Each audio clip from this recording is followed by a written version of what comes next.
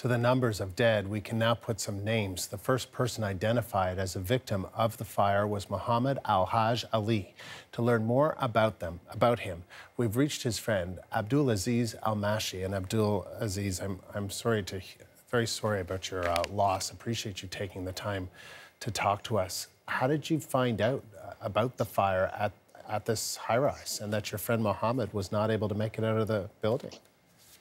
Yes, when the fire started in London 2 days ago, straight away we tried to contact the people on the building. We couldn't reach to them, and then we called their cousin, who told us they are trapped in the building. However, by the morning, we managed to find the older brother, Omar, in King's College Hospital in London, but we couldn't find Mohammed. And then I called the police and we reported him as missing. Few hours later, then I posted something on Facebook and my post went viral with a photo of Mohammed. Last night, a lady approached me. She sent me something on Facebook. She said, "I believe I saw the photo of your friend and he is dead." And then she sent me the photo and yes, it was him.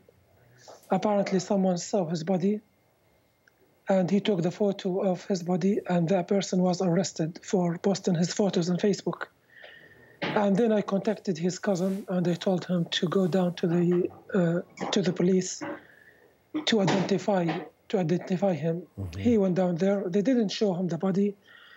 They took a video and the photos of the body, and it was identified. This is how we knew about his death.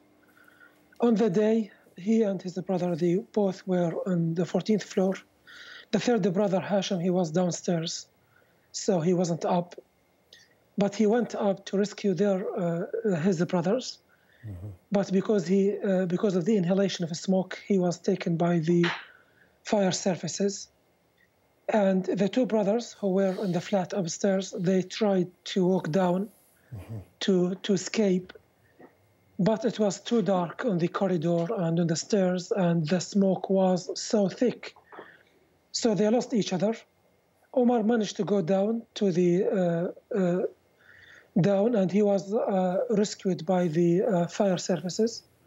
Mohammed couldn't breathe, so he decided to go back to the flat.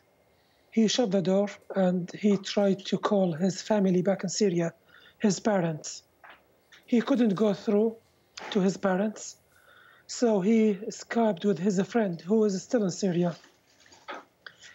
And he was on the Skype for 2 hours with his friend. And he told him he was terrified, he was feeling scared. He told him the fire is coming up towards us. And 2 hours later, but he, at the same time, he had the faith the emergency services will get to him before the fire and he will be rescued. But unfortunately, 2 hours later, he told his friend on Skype, "It is over, the fire is here now. I'm gonna die, I'm gonna burn. Goodbye, and tell my dad and my mom I love them." That was his last word.